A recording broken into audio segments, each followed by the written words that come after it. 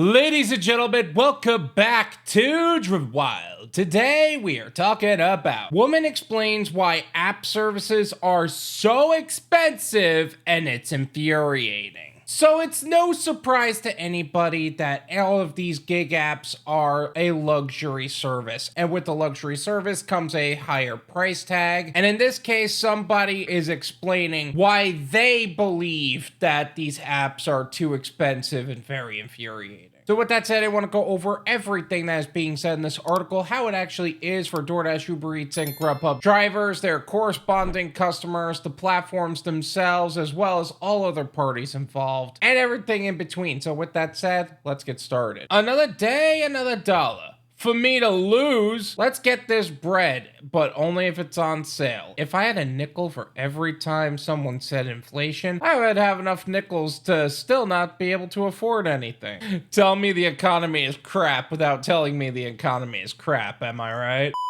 Excuse my rambling, but I'm just trying to find the words to describe this broken economy without being disrespectful. These days, everything, and I mean everything, is rising in price. Going grocery shopping has become a fun game of thinking there's a mistake on your bill, but then realizing the mistake was that you foolishly wanted to eat in this economy. How greedy! Honestly, it makes sense that people are literally leaving the country to get cheaper groceries. We're all just doing what we can to survive. You know what the thing about that statement is I know they're 100% right. Like, there are people literally taking their US salaries, working remotely, and then moving to Thailand, looking for a easier and more quality life to live that way because it's that much cheaper to live. Meanwhile, all of these corporations ran by CEOs and just outright disrespectful pieces of garbage are up here claiming that we're the greedy ones in this scenario.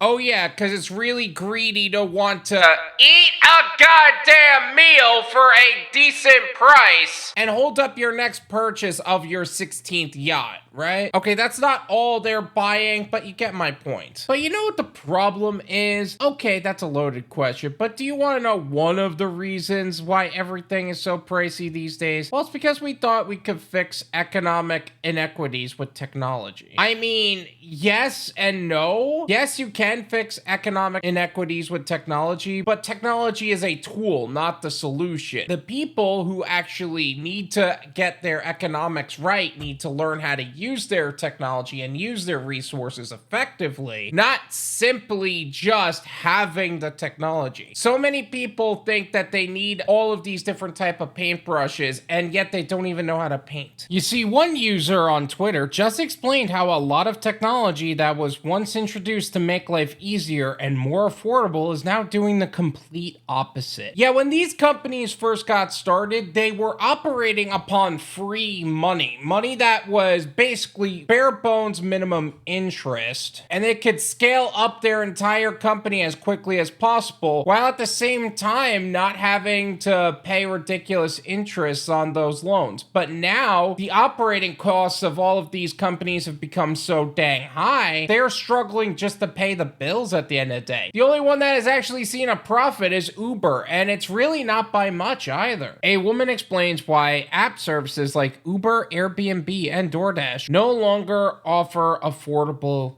rates. Twitter user Notdanilu took to the platform in a series of tweets to debrief us on an article she read about the end of the subsidized millennial lifestyle. She claimed that the article said that platforms like Uber, Lyft, and Doordash were initially able to lower prices due to investor subsidies and favorable market conditions. I don't even know how to actually explain this, but I'm gonna leave her tweets or X posts in the description, as well as the Twitter or X profile as well, so you could develop your own opinions on the subject. Elon, you are really messing me up, man.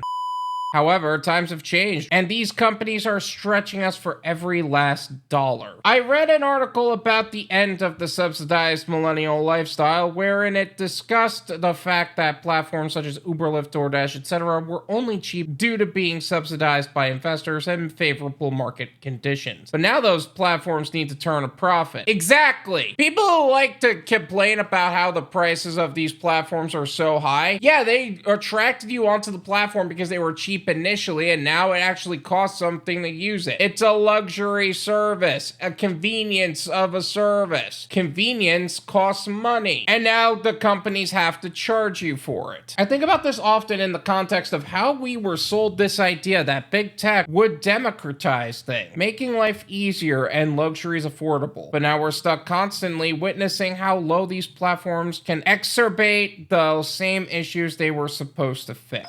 And that's the power of marketing, girl. It looks like it's going to be good, and then you try it, and it turns out it was good initially. It got you in that honeymoon phase, but it was not good over time. If you think back to the dawn of Airbnb, all of this is true. The service, which stands for Air, Bed, and Breakfast, was marketed as a cheaper alternative to getting a hotel. And Airbnb was somewhere you could stay at a reduced rate. But now, as at Notdanilu writes, Airbnbs and hotels are the same price now. Airbnbs once upon a time were the cheapo option, like the Walmart discount option. Now they're just as bad. And not to mention, a lot of these Airbnb hosts started to actually turn it into these little franchises where people would outsource the actual management of the homes to other parties, and they wouldn't even live there. Most people wouldn't even know who the person was. Now they ended up fixing that, but it's still really expensive to hop on Airbnb. Everything that was marketed to us as being disruptive has kind of lost its luster, and I wonder what that means for technology and innovation as a whole. Airbnbs and hotels are the same price. Food delivery costs are astronomical. Taxis are sometimes cheaper than Ubers because it costs money to run these platforms.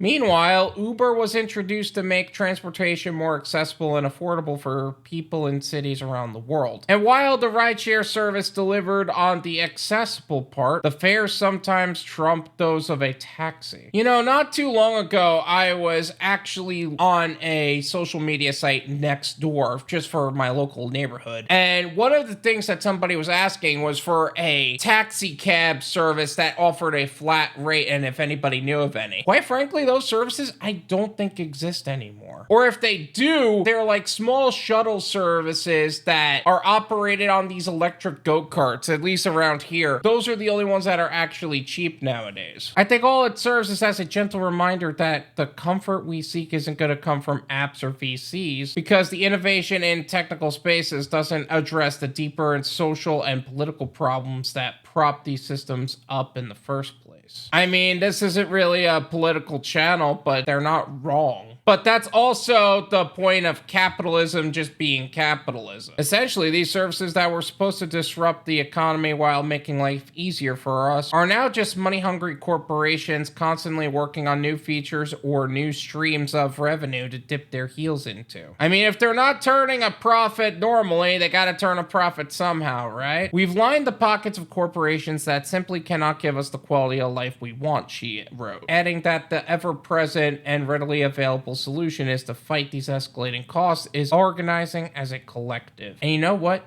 She's not wrong. Yeah, but here's the thing about that. If you want something to change, you need as many people as possible on board that can actually make that kind of difference. Like, if people actually wanted Amazon workers to be paid better, and I'm not just talking about the flex workers, I'm talking about the workers in the warehouses, be paid better, treated better, and not be treated like garbage, they would actually stop ordering on Amazon. If they wanted DoorDash to actually pay their drivers more of a cut, and they were not okay with how it was done, they would actually stop using DoorDash. But they're not doing that. They're continuously voting for their success with their money, while at the same time complaining about the money going out. What kind of logic is that? Either don't use the service or actually do something with your complaints. Something worth thinking about is, as we move through this economic shift that we're in, we've lined the pockets of corporations that simply cannot give us the quality of life we want, when organizing as a collective is an ever-present and readily available solution. But is it actually ever-present, though? Is it actually readily available? Our country is so divided on so many things that there is no unity among the United States of America. Not to mention the global economy as a whole. I was actually just going through my comment section today, and there was one tool that was complaining about tipping culture and how they're British and they don't have tipping culture there. Then why are you complaining about it? Because a lot of people like to complain about the issues but not actually do anything. The problem is that organizing anything in the US is easier said than done, not to mention that these technology bigwigs have ways of silencing those who speak out against them. The struggle continues and likely will for the foreseeable future. If there is any 3 sentences that could sum up the entirety of how America works right now as a country, that's it. This is my opinion. It's worth what you pay for it. None of you pay me. There you go. I agree that some of the fees and charges on a lot of these apps are absolutely insane. And the way they started is not the way they are now. And that's always going to be the case. That's called business. A lot of these companies start out really cool, really awesome concept. And then over time they get bigger. Over time they IPO. Over time they answer to stockholders that don't really have the company's best interest at heart. They only have the best interest for their pockets at heart. So they start to cut wages and they start to cut base pay and things start to cost more. Meanwhile, the only thing us gig workers can do is wait for the inevitable either fall of the company or them to succeed and nothing to happen anyway. Or how the US government can actually just shut off the entire system entirely, because let's be honest, they're not really trying to help us. And it's absolutely true about a lot of these tech companies silencing workers. There's a reason why the government doesn't like TikTok, because it's ran by a country that isn't their own. They'd rather keep us quiet while they keep doing the wrong thing than us speak out against them and expose them for the lies that they continuously spew out. There does need to be an overall change, but either way, the only way that's actually going to happen is if those companies stop getting the funding from customers that continuously go there. But until then, we still got to keep moving forward. If you don't like the company, don't use it. If you do, tip your drivers and we'll be happy to serve you as always. Thank you so much for watching. I really appreciate it. As always, make sure to hit the like button, subscribe if you're new, and I'll see you guys next time. Peace.